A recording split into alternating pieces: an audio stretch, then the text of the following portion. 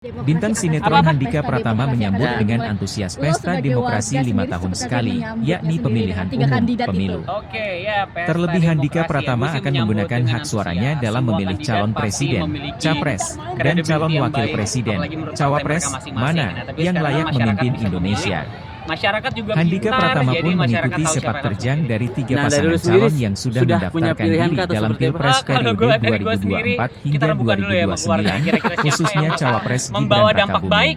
buat usaha-usaha Kata saya Handika gitu. Pratama ketika Berarti belum ada ditemui di pilihan nih kawasan sampai Senayan, sampai saat ini Jakarta belum. Pusat, Karena kan belum lama yang ini. terakhir Demokrasi akan segera pesta demokrasi akan segera dimulai.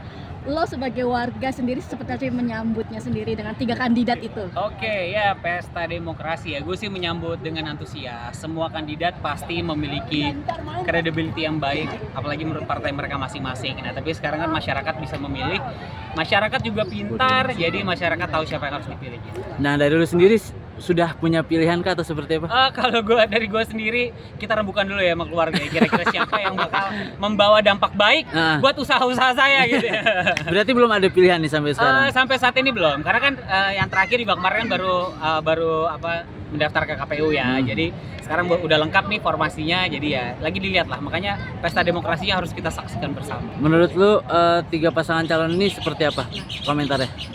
3 pasangan calon ini masing-masing presiden dan wapresnya pasti mereka punya credibility masing-masing. Mereka punya punya daya tariknya masing-masing dari berbagai macam sektor, dari sektor industri, ekonomi kreatif, dan juga ya banyak lah dari sektor pemerintahannya juga. Jadi ya semuanya punya chance yang baik sih. Dan menurut lu maksudnya kompeten untuk meneruskan Indonesia gitu menjadi negara yang lebih maju? Kalau ditanya kompeten, harusnya ya kalau udah menjadi pasangan calon dan calon presiden dan wakil presiden, harusnya mereka semua udah berkompeten. Jadi nanti dipilih yang terbaik di antara yang baik gitu. Kayak Mas Dika kan ada yang senior, ada yang baru masuk bursa cawapres ini. Gimana sih melihat anak muda masuk cawapres sendiri menurut lo? Sebenarnya kalau gue pribadi seneng sih sekarang di sektor pemerintahan banyak generasi muda ya. Kemarin juga kan Pak Menteri kita juga muda sekali, Menteri Olahraga kita masih muda sekali. Jadi sebenarnya senang sektor ekonomi di Indonesia, pemerintahan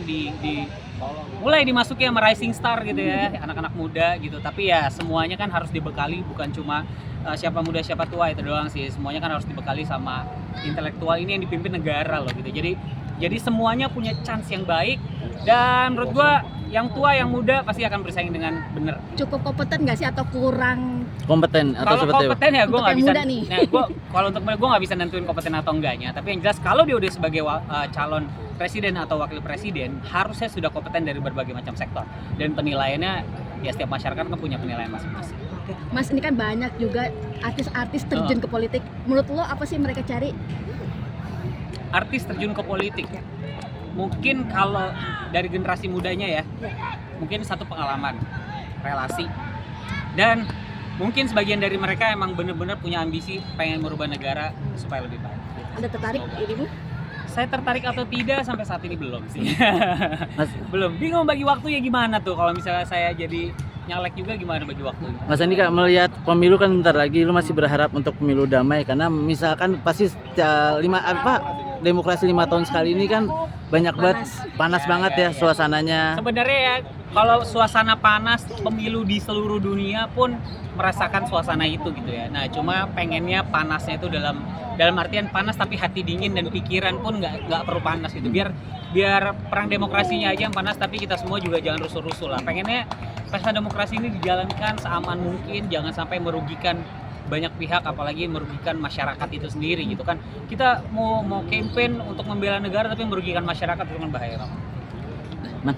Makasih Bang Andika. Diplomatis sekali. Jangan lupa subscribe ya.